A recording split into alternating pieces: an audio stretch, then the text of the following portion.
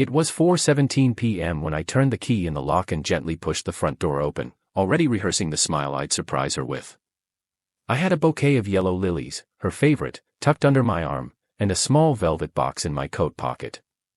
I'd spent my lunch break picking out a necklace she once pointed at in a jewelry shop window downtown, back when we were still just dating. Our first anniversary.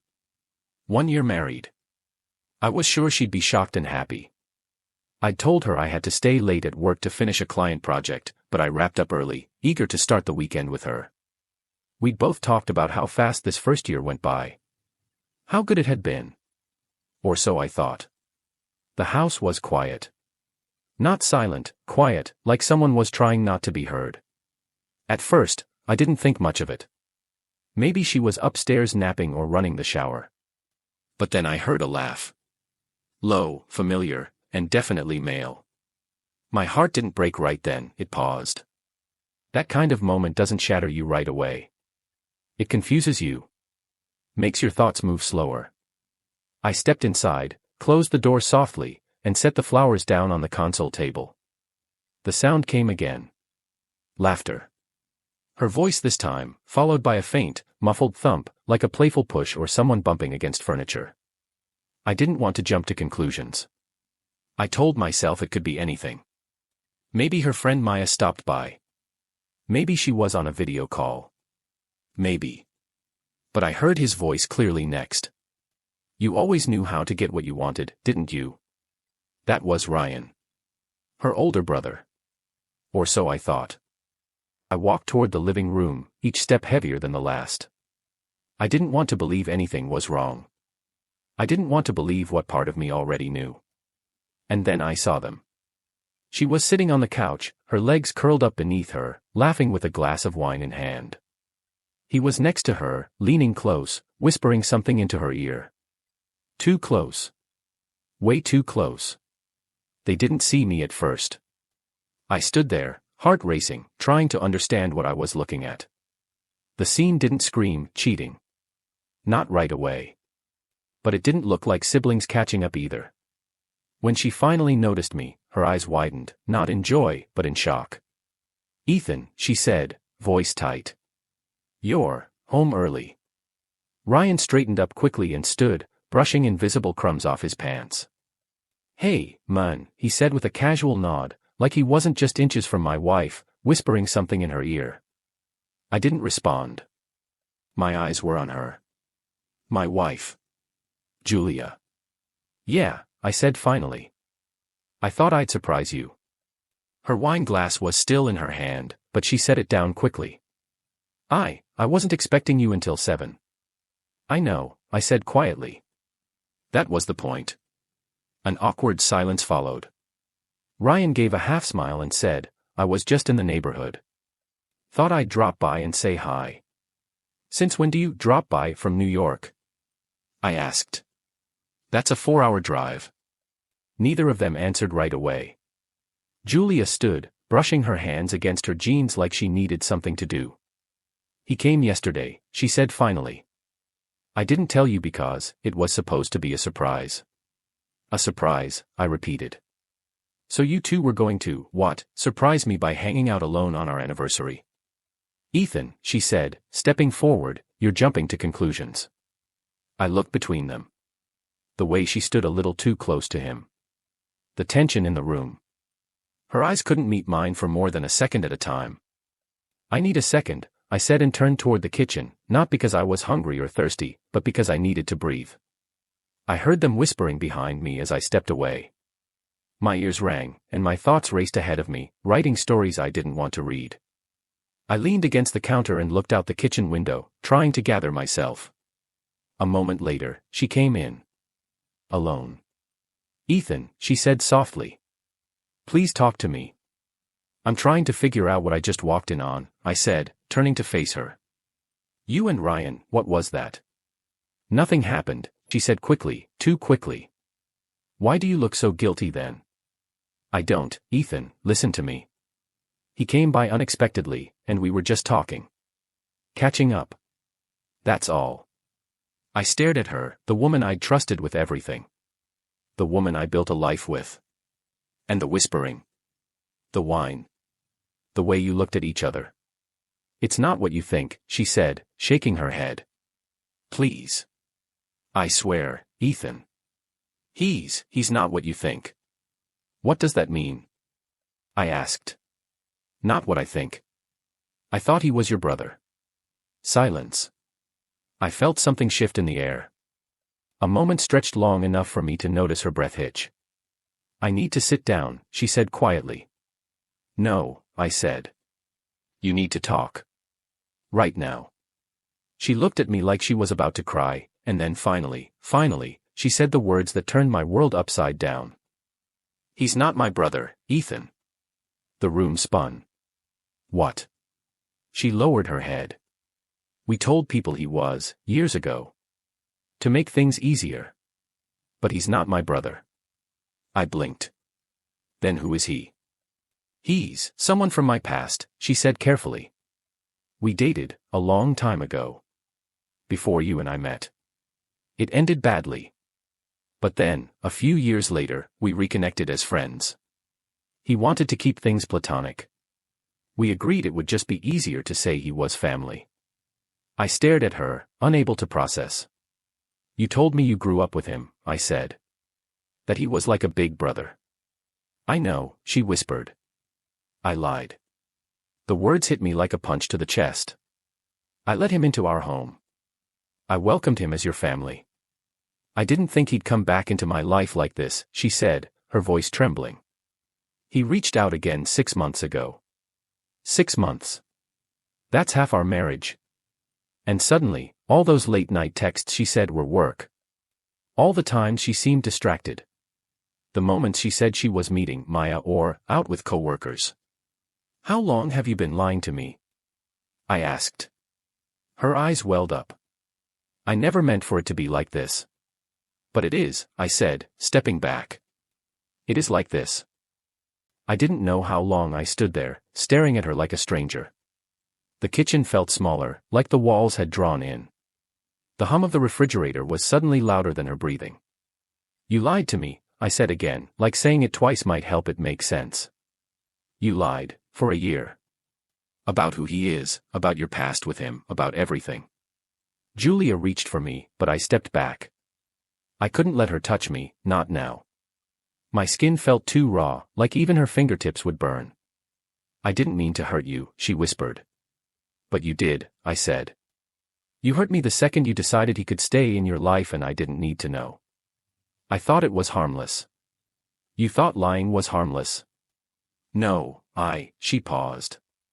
I thought, if I told you the truth, you'd tell me to cut him off. And I wasn't ready for that. There it was. Not an accident. A choice. A deliberate one. She chose him, his presence, his friendship, whatever the hell it was, over honesty with me. I looked out the kitchen door, saw Ryan still standing awkwardly by the couch, pretending not to eavesdrop. I hated how calm he looked. How comfortable. I turned back to her. You kept in touch with your ex, lied about who he was. Let him into our home. Laughed with him on our anniversary. And I'm supposed to believe it's all just harmless. I didn't cheat on you, she said firmly, her voice finally rising. If that's what you're thinking, I didn't. That's not the only way you can betray someone, Julia, I snapped. She flinched. Her lip trembled, but she didn't speak. I took a breath, trying to calm down, but it felt like trying to dam a flood with my hands. My heart was thudding so loud I barely heard my own thoughts. You know what the worst part is? I said. I was on my way home thinking about how lucky I am. How good this year has been. How I wanted to make you feel special today. And you were sitting on the couch with him, laughing like I was never even part of your life. I didn't plan this, she said. He showed up out of nowhere. I didn't know how to tell you. You've had a year to tell me, I snapped. She opened her mouth to respond but stopped. I turned and walked back into the living room. Ryan looked up at me, his expression unreadable. You got something to say? I asked. He raised his hands. Look, I didn't come here to cause problems. I just wanted to see how she was doing. That's all. You should leave, I said. He hesitated. She's an adult. She can decide who she wants around. I took a step closer. And I'm her husband. This is our house. You've lied to me since day one, and I'm not about to stand here and play host. He glanced at Julia like he was waiting for her to defend him. She didn't. All right, he said. I'll go. He grabbed his coat, shot one last look at her, then walked past me and out the door. No apology. No explanation. Just gone. When the door closed, the silence left behind was louder than any shouting match. Julia sank onto the arm of the couch, her hands in her lap. I never stopped loving you, she said quietly. Even with everything. I need you to believe that. I didn't respond. I didn't know what I believed anymore. I sat in the chair across from her, suddenly exhausted. Tell me everything, I said. She looked up. No more vague answers. No more half-truths. Just, everything. I deserve that. She nodded, slowly. Okay. She took a deep breath and started. We met in college. I was 21. He was a few years older, already working, already successful. At the time, I thought he was the one. He was intense. Charismatic. Always in control. But over time, that control became possessive. He didn't like when I went out with friends. He hated when I talked about moving for work. We had huge fights. I left him after a year. Blocked his number. Thought I was done.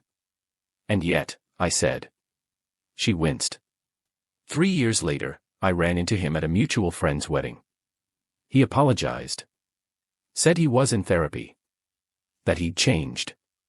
I didn't want to open that door again, but he looked different. Calmer. Sadder, even. We got coffee. It was just catching up at first. Nothing serious. But I felt sorry for him. And let me guess, I said, bitter, he suggested calling himself your brother. She nodded. He thought it'd be less complicated. He said it would let us stay in touch without raising questions. I know it sounds insane now, but, at the time, it felt harmless. Like a white lie. It wasn't white, I said. It was layered. Manipulative. And you let it keep going. I know, she said softly. I was afraid of what you'd think if you knew the truth. I would have thought you were brave for telling me, I said. And now I just think you've been living 2 lives. She covered her face with her hands. I didn't sleep with him, she said again. I didn't cross that line. But I crossed others. Emotional ones. And that's supposed to make me feel better. No, she said. But it's the truth. I stared at the coffee table between us. I saw the bouquet I brought still sitting by the door. The card I wrote tucked inside. My words felt stupid now. Naive. Did you still have feelings for him? I asked. Her silence said everything. I didn't plan to, she whispered. But yes. Maybe a part of me did. I nodded, swallowing hard. But I never stopped loving you, she said again, reaching out. I need you to hear that, Ethan. I love you. That's real. I looked at her hand, hovering inches from mine. And I remembered our vows. Our wedding day. The way she looked at me when she said, I do. And now, all of that had a shadow over it. A version of the truth I never knew. I need space, I said finally. I need time to think. Her face crumpled, but she nodded. Will you stay? She asked. I stood. No. Not tonight. I walked upstairs, packed a bag, and came down without another word. She watched me from the bottom step, tears streaming down her face. I hesitated at the door. I don't know what happens next, I said. But this changed things. Then I walked out, into the night. And I didn't look back. I didn't go far. Just a 30-minute drive to a quiet motel off the highway. It wasn't glamorous, but I wasn't looking for comfort. I was looking for space. For silence. For something that didn't have her in it. The room smelled faintly of bleach and dust, like they'd tried to clean something too old to be saved. I dropped my overnight bag onto the chair and sat at the edge of the bed, staring at the ugly floral curtains as if they held answers. They didn't. The first hour passed slowly. I kept waiting for my phone to buzz, for her to text, to apologize again, to explain more. But she didn't. And maybe that hurt more than anything, how easily the silence settled between us now. I'd always thought love was this solid, unshakable thing. Built to last. But all it took was one secret, one face from the past, and suddenly everything I believed about us felt like it had been built on sand. Around 9 p.m., I finally checked my phone.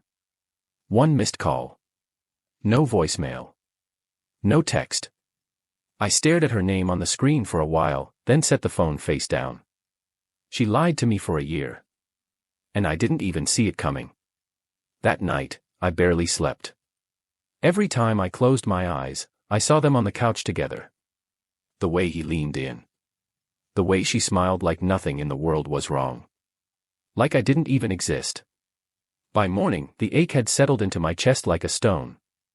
I checked out without breakfast, got in my car, and drove nowhere for a while. Through neighborhoods I didn't know. Past houses with neat lawns and perfect porches. Families I didn't know. Lives I wasn't part of. I ended up at my brother's place by noon. He opened the door with a confused look, still in sweatpants and a college hoodie. "Ethan. You okay?" "No," I said. "Not even a little." He let me in without asking questions. That's one thing about Daniel, he doesn't push. He handed me a cup of coffee and waited until I was ready to talk. It took me 2 hours. And when I told him everything, about Julia, about Ryan, about the lie that was never small, he didn't interrupt. He just listened, jaw tight, hands clenched. When I finished, he shook his head slowly. "Damn, man. Yeah. That's insane. Yeah.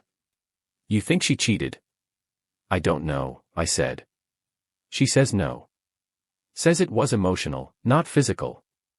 But I don't even know what to believe anymore. I don't know what's worse." Daniel leaned back on the couch and stared at the ceiling. "So what now?"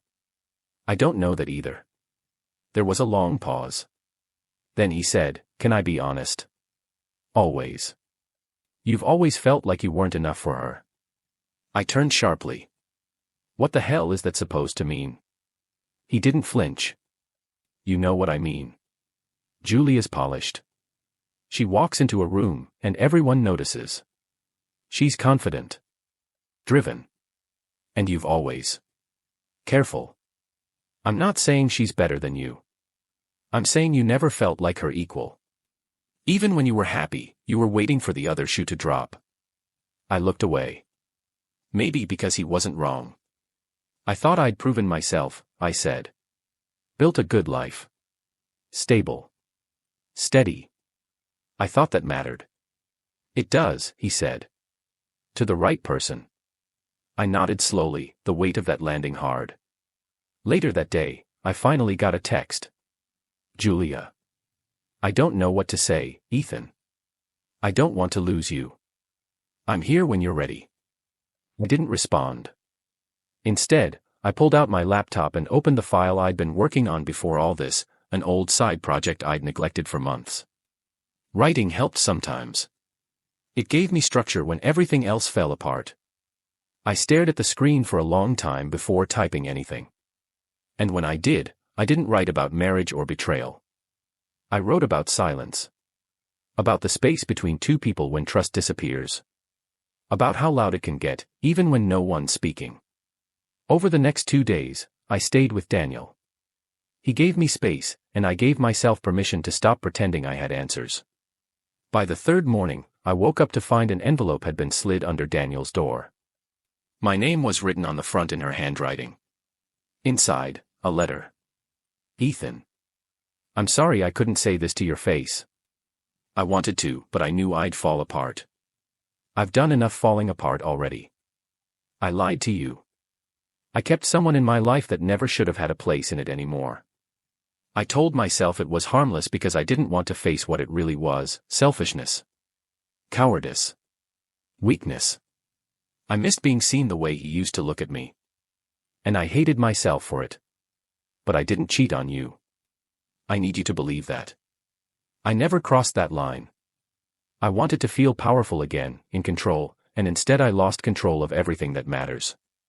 I never stopped loving you. Not for 1 second. If you walk away, I'll understand. I deserve that. But if there's even a sliver of a chance you still want to try, I'll wait. I'll do the work. I'll earn your trust back, piece by piece, even if it takes years. I love you. Always. Julia. I read it 3 times. And then a 4th. And for the first time in days, I cried. Not because the pain had gone away, but because it hadn't. Because it lived right there on the page, in her guilt, in my heartbreak, in the space where something real had lived once. That night, I stood outside our house for a long time before ringing the bell. When she opened the door, she looked like she hadn't slept. Her eyes were red. She was barefoot, in an old hoodie of mine I hadn't seen her wear in months. She didn't speak. Neither did I. We just stood there. And slowly, she stepped aside. I walked in, not knowing if I was forgiving her or just needing to see the pieces up close one more time before I decided if they could ever fit together again. I didn't sleep that night. We didn't talk much, either. Julia offered me the couch, but I could see in her eyes that she wanted me to come upstairs. I didn't. I couldn't. That would have felt like saying everything was okay, and it wasn't. Instead, I laid there in the dark, staring at the ceiling, listening to every creak of the floor above. Every time she shifted, every time the house groaned, it felt like my chest tightened a little more. I kept thinking about the letter. About how raw and desperate it had felt. And about how even in her honesty, there were still things she hadn't said aloud. Morning came heavy and gray. One of those days where it feels like even the sky doesn't want to get out of bed. She came down in a robe, her hair pulled back, eyes swollen from sleep or crying or both. She didn't say good morning. She just stood by the counter, fingers gripping a mug she hadn't touched. I didn't think you'd come back, she said quietly. I shrugged. Neither did I. Silence again. She finally sat across from me at the table, wrapping her hands around the mug like it might give her courage. I don't know how to fix this, she said. I looked at her. Then why lie in the first place? She sighed. Because I didn't want to lose the version of you that trusted me. The way you looked at me before all this, it made me feel safe. And I knew that if I told you about Ryan, that would be gone. Couldn't stand the thought of you looking at me the way you're looking at me now. I wanted to say something cruel. Something to make her feel what I felt. But all I said was, that version of me didn't really know you. She nodded slowly, swallowing hard. I know. There was a pause. Did you love him? I asked. She didn't look away. Not the way I love you. But I think, part of me loved who I was when I was with him. Young. Wild. Reckless. Important. And what about with me? She smiled sadly. With you, I'm safe. I'm grounded. I'm loved. But sometimes, I miss the chaos. That cut deeper than I expected. You missed the chaos enough to lie to me for a year? No, she said quickly. I didn't lie because I wanted him. I lied because I was scared of being the bad guy. And I became one anyway. I stood up and walked toward the window. The yard was still wet from last night's rain. Everything felt washed out and blurry. I spent so long trying to make sure you never felt like you settled, I said. Every bonus I brought home, every dinner I cooked, every stupid gift. I just wanted you to look at me like I was enough. She stood behind me, close but not touching. You were always enough. Then why was I never everything? She didn't answer. We stayed like that for a while, quiet. Finally, I turned. If you want me to even consider staying, you need to tell me everything. No more shielding me. No more sparing my feelings. If we rebuild, it starts from ashes. She nodded slowly. Okay. We sat again, and she started talking. She told me about the texts. About how they started out friendly, then turned flirty. About how she tried to pull away more than once but didn't want to hurt his feelings. About how she told herself it was nothing because she never physically crossed the line. She told me about the day he called her after his divorce, crying, and she went to meet him for coffee without telling me. He kissed me that day, she said quietly. I pulled away. I told him it wasn't going to happen. But I didn't tell you. I should have. I know that. I sat still. My jaw clenched so tight it ached. You let him kiss you, I said. And you stayed in contact after that. I told him I loved you. I told him we were over, for good. But I didn't block him. I didn't cut him off completely. That's on me. I didn't yell. I didn't even flinch. But something inside me sank, deep and cold. You were emotionally cheating, I said. Whether you admit it or not. She nodded. I know. And the day I came home, our anniversary. She looked down. He showed up unannounced. He knew you'd be working late, he asked. I told him it wasn't a good time. But when he walked in with wine and started talking about old times, I didn't stop him. And I should have. I was too scared to make a scene. Scared of him. She shook her head. Scared of me. Of what that said about the person I'd become. I stood again. I couldn't sit anymore. My body buzzed with tension. I don't know if I can come back from this, I said. I don't know if we can. Tears welled in her eyes, but she didn't beg. She didn't plead. She just nodded, accepting the weight of it. I want to try, she said. But I know that's not up to me anymore. That afternoon, I took a walk. I needed air. I needed clarity. I passed the park where we'd had our first picnic. The corner coffee shop where we used to meet after work. Everything looked the same, but it didn't feel the same. I called my mom. She didn't say much, just listened like moms do. But at one point, she said something that stuck. Forgiveness doesn't mean forgetting, sweetheart. It means deciding whether the person who hurt you is worth the pain it takes to heal with them. That night, I came back home. Julia had left the porch light on. She was curled up on the couch, reading the same book she'd started months ago and never finished. I wondered if she'd picked it up just to seem normal. Like this was still a life we shared. I sat beside her. She looked at me, eyes wide, like she was afraid I'd disappear. I don't forgive you, I said. Not yet. She nodded. I don't expect you to. But I'm not leaving. Not tonight. Not yet. Her breath caught. I don't know where we go from here, I continued. But I'm willing to see if there's still something worth saving. She reached for my hand. This time, I didn't pull away. We sat in silence, fingers laced, hearts broken but still beating. And somewhere in the quiet, I felt the tiniest flicker of something I hadn't felt in days. Hope. The days that followed were quiet in a way that felt unnatural. Julia and I moved through the house like ghosts, careful not to disturb the stillness we'd created. We spoke softly, deliberately, like each word might crack something fragile between us. There were no grand gestures. No romantic apologies. Just two people trying to find steady footing on ground that had completely shifted. We made a deal, therapy, both together and individually. If we were going to try to rebuild, we needed help. Julia agreed immediately. She didn't flinch or argue, she just nodded, like she'd already been waiting for that suggestion. Our first session as a couple was awkward. The therapist, a woman named Marla, asked questions we didn't know how to answer. How long have you been feeling distant from each other? Do you believe trust can be rebuilt? Are you both here to repair, or are you here for closure? That last one hit hard. I wasn't sure what I was there for. I knew I didn't want to keep living in the space between anger and longing. But I didn't know if I still loved Julia the same way. Some days, I looked at her and remembered everything good, our late-night talks, the way she used to fall asleep on my chest during movies, the sound of her laugh in the kitchen when she burned toast and tried to play it off like it was part of the recipe. But other days, I only saw the lie. The version of her that smiled with secrets tucked behind her lips. The version that let another man orbit our life and didn't think I'd notice the gravitational pull. One night, after therapy, I sat on the porch with a beer, just staring out at the street.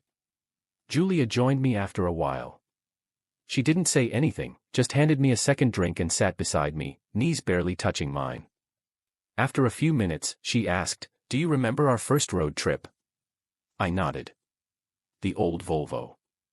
No AC. You refused to roll the windows down because it would mess up your hair. She smiled. You pulled over at that diner in the middle of nowhere because I was hangry. You ordered pancakes and hash browns at midnight. And you fell asleep in the booth while I told the waitress my life story. I chuckled softly. It was the first time I'd laughed around her in weeks. That memory used to be a favorite of mine. Now it felt like someone else's life. I miss that version of us, she said. I looked at her. I don't know if we can be them again. I know, she said. But I'd settle for a new version. One that doesn't run from the hard stuff. For a moment, I let myself believe that maybe, just maybe, that was possible. But the next morning, a package arrived. No return address. Just my name. Inside was a manila envelope. I opened it, expecting something mundane, some legal junk or an old tax form I'd forgotten. Instead, I pulled out photos. Dozens of them. Printed. Glossy. Clear. Julia and Ryan. Some of them from before, ones I vaguely remembered from her Facebook, back when we first met. But others.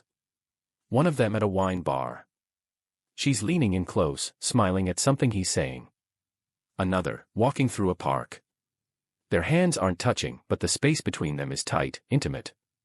And the worst, one I'd never seen, her standing at the entrance to a hotel, glancing over her shoulder. Ryan behind her. Close. Too close. My hands went cold. I didn't even realize Julia was standing behind me until she gasped. Where did those come from? I turned, holding the photos out like evidence in a trial. You tell me. She grabbed one, studying it, her face going pale. I don't. I never saw this one. I don't remember. You're at a hotel, Julia. I didn't go in. I swear to God, I didn't. He followed me there, I was leaving a meeting.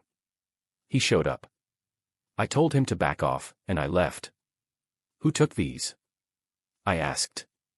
Did you know someone was watching? She shook her head, trembling now. No. I had no idea. Ethan, I swear, I never went inside with him. I didn't even know these existed. I wanted to believe her. But something in me snapped. This is what you call emotional cheating.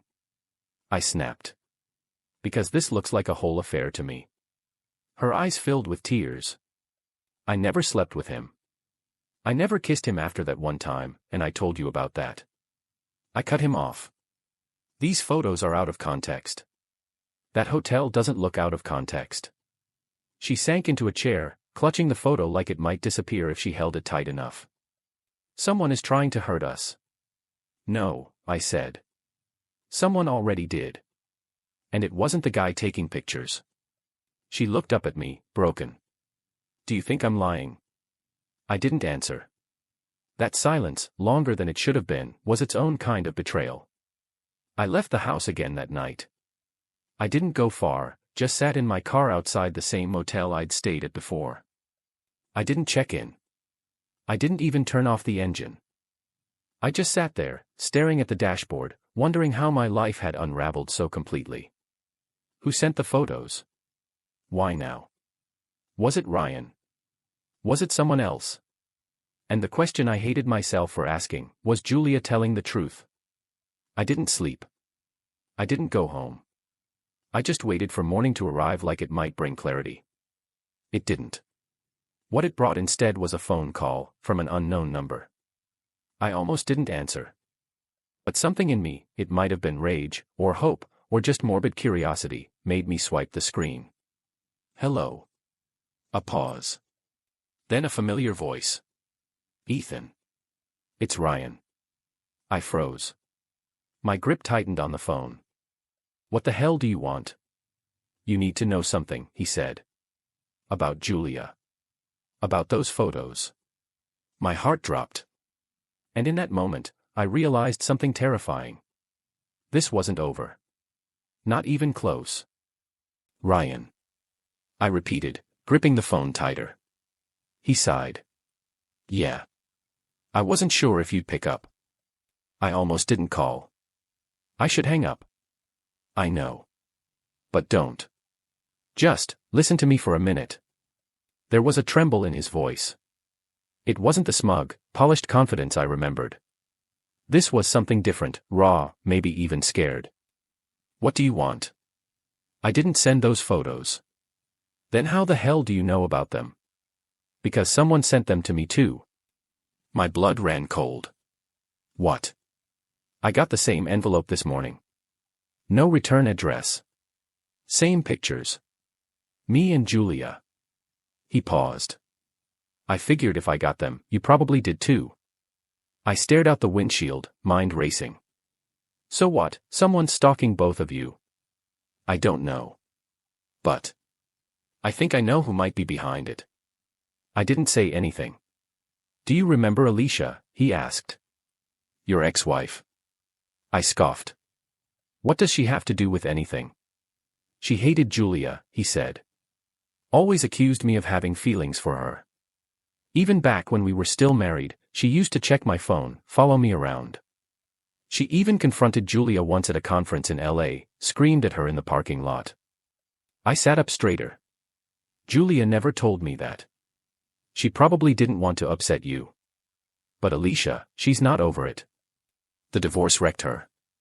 And now she's convinced Julia ruined everything. You think she sent the pictures? I think she took them. The thought made my skin crawl. She's been following you. I don't know for how long. But some of those shots, Ethan, they weren't public places.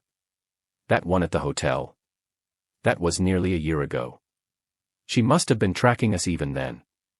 I felt like I was in a bad movie. Jealous ex-wife, secret photos, mysterious packages. It was almost too much. And yet, it explained things. Too many things. I rubbed my face, exhausted.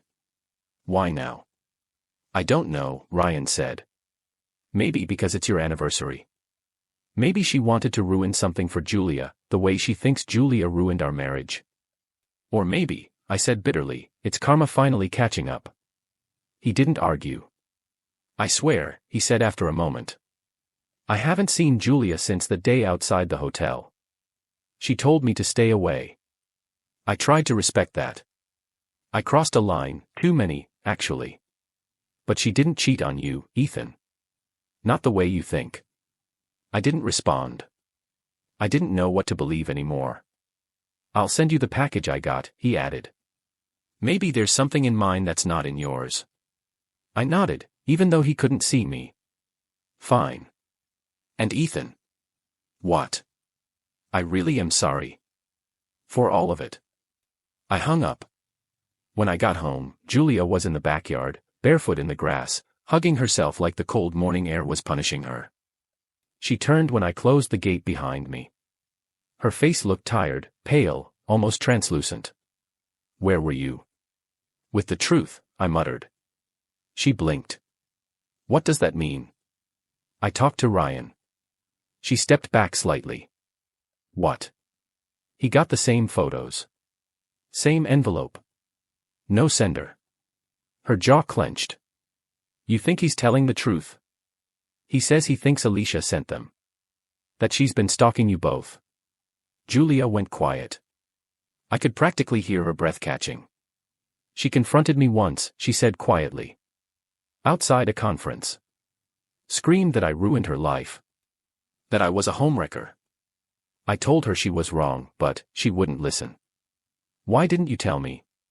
She shrugged weakly. I didn't want to bring her into our life. She was angry, bitter.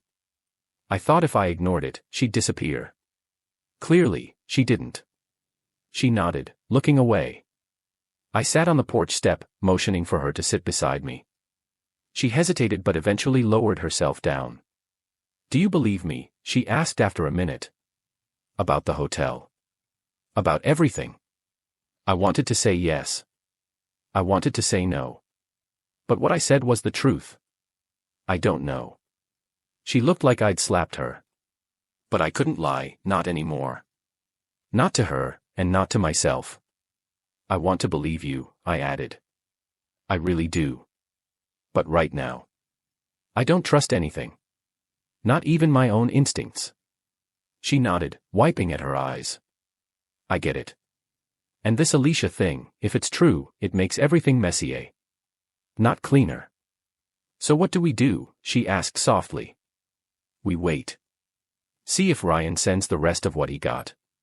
We find out if there's a pattern. If it's her. And us, she whispered. I hesitated. We keep showing up, I said. One day at a time. No more secrets. She nodded.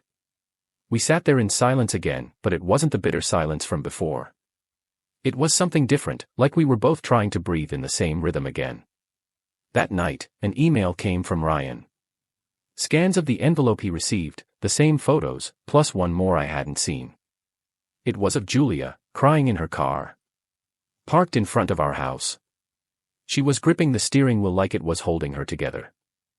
The timestamp. 3 months ago. That one hit me harder than the rest. Because she looked trapped, like someone who wanted to say something but couldn't. She looks like someone who already regrets something she hasn't even done, I whispered to myself. Maybe she'd already started pulling away from Ryan back then.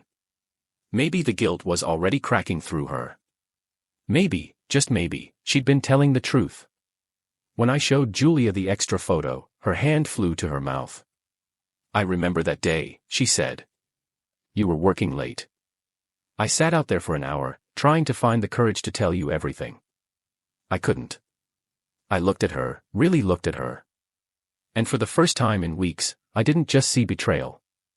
I saw pain. Shame. Remorse. Humanity. I exhaled slowly. This doesn't erase what happened, I said. But maybe it explains it. She reached for my hand again. And again. I let her.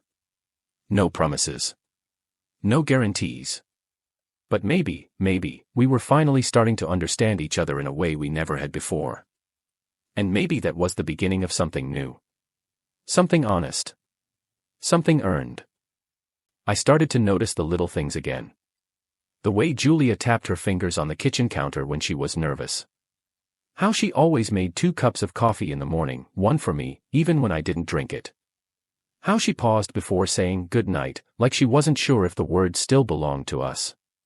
It wasn't forgiveness. Not yet. But something was shifting. Some nights, we talked until we fell asleep mid-sentence. Other nights, we barely exchanged words. We were rebuilding on uneven ground, sometimes laying bricks, sometimes stumbling over the ruins we hadn't cleared. I was trying. I knew she was too. But trust doesn't return just because you ask it to. A few days later, I got a call from Marla, our couples therapist. She'd been reviewing some of our individual sessions, piecing together the timeline, the emotional weight of what had happened. There's something you need to consider, she said gently. Okay. You've been living with a version of Julia that doesn't exist anymore. And she's doing the same with you. I don't follow. You're both trying to get back to before. But maybe the goal shouldn't be going back. Maybe it should be figuring out who you are now, and whether those 2 people can still stand beside each other. I didn't say anything. But her words stuck with me. That night, I asked Julia a question I hadn't dared to ask before. Why him? She didn't flinch. Didn't look away. I was lonely, she said. That's not an answer. It's the beginning of one, she replied quietly. I waited. You were always working. Always stressed. You started carrying your exhaustion like armor, and I stopped trying to reach through it. At some point, I stopped feeling like your partner and started feeling like your responsibility. That hurt. But I needed to hear it. Ryan showed up at a time when I felt invisible, she continued. He listened. He made me feel wanted. Not in a sexual way, at first. Just seen.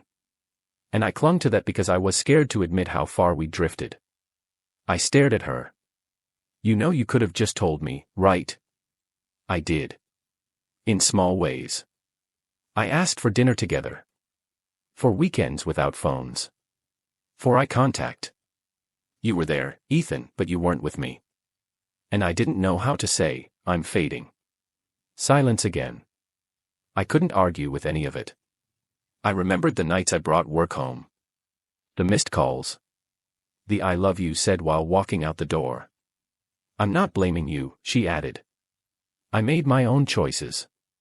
I should have shouted instead of whispering. I should have demanded your attention instead of seeking his. And now. She took a breath. Now I want us to build something that doesn't rely on pretending. No more subtle hints. No more half-truths. Just us. As we are. Messy. Wounded. Still standing. Her eyes met mine. I believed her. Not completely. Not blindly. But I believed the part of her that was finally speaking without filters. 2 weeks passed without new drama. No more envelopes.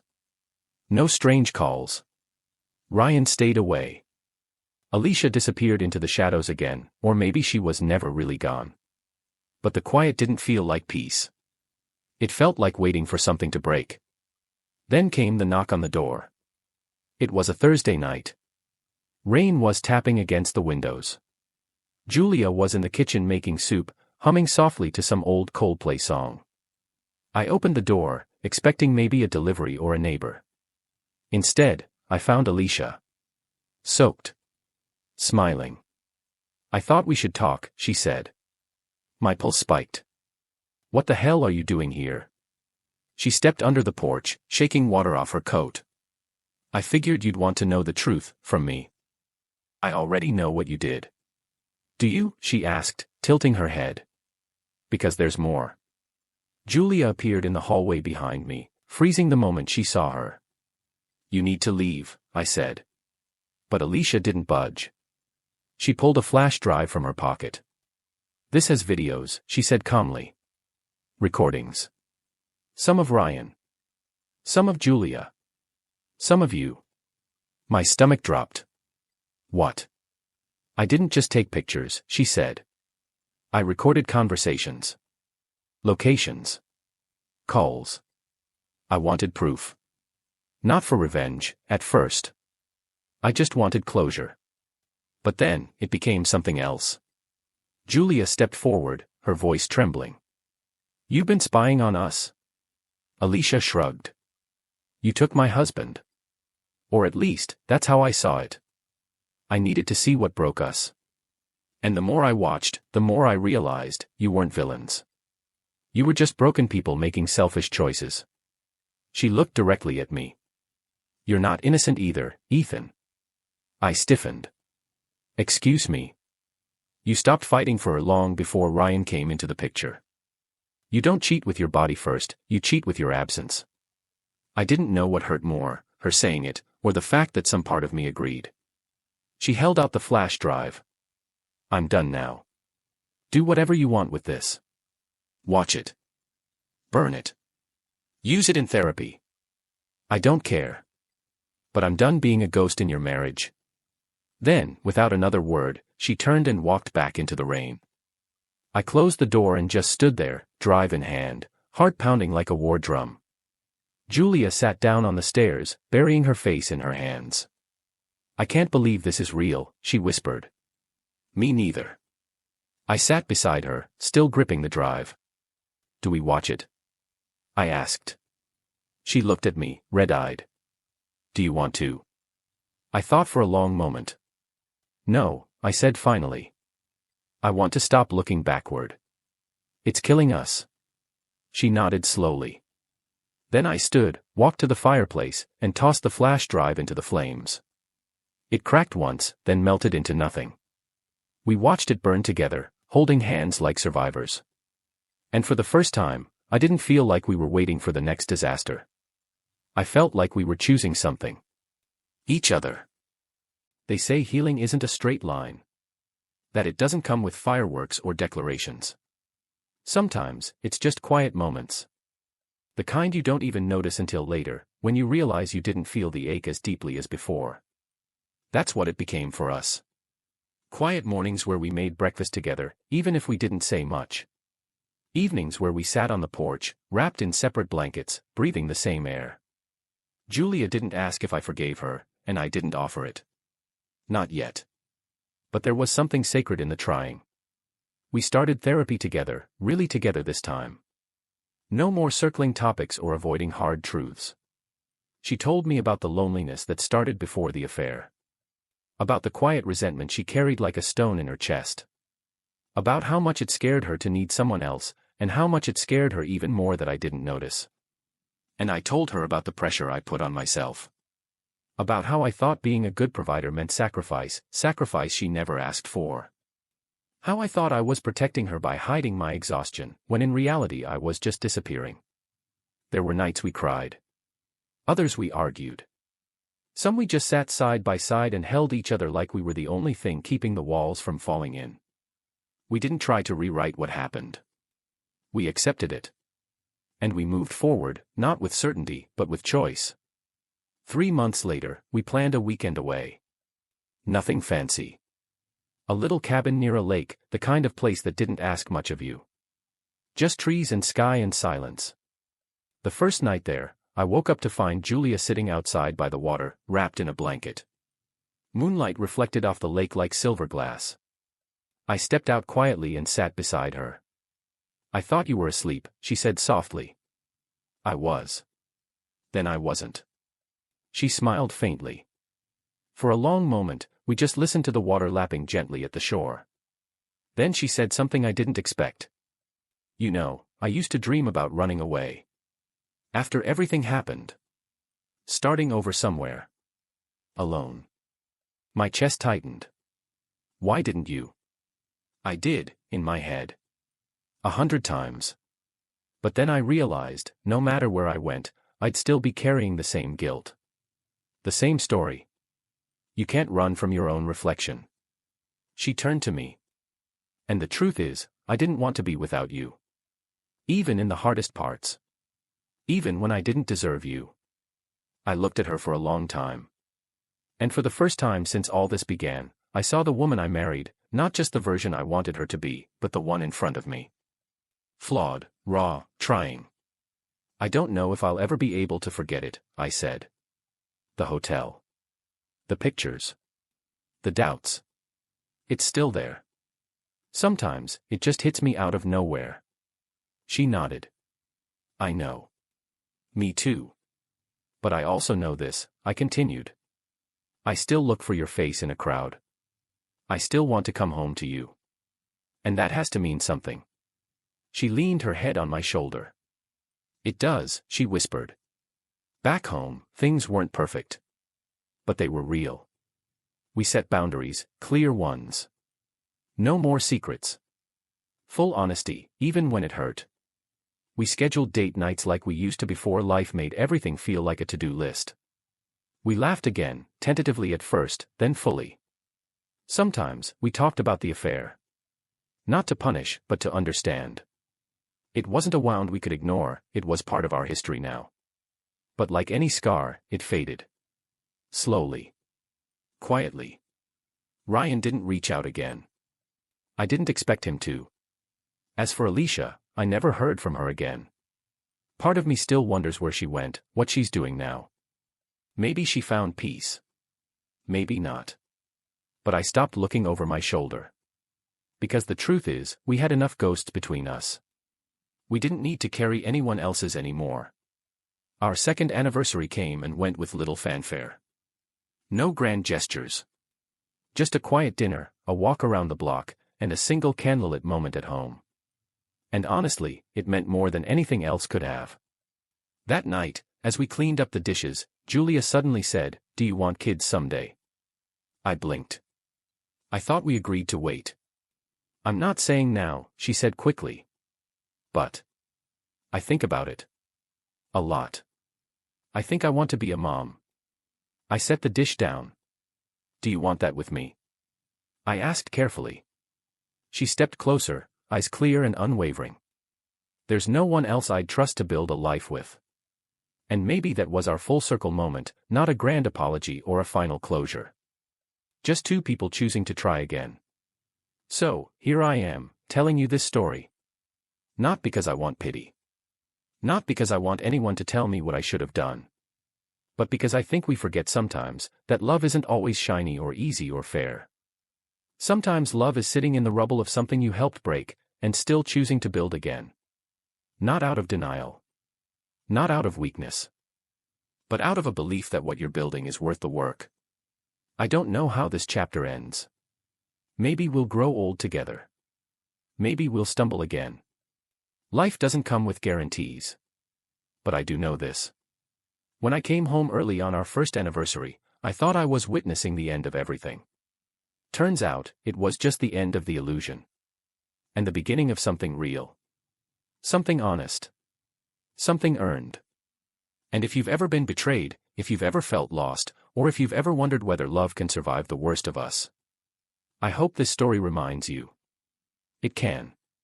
Not easily. Not perfectly. But it can. And sometimes, that's more than enough.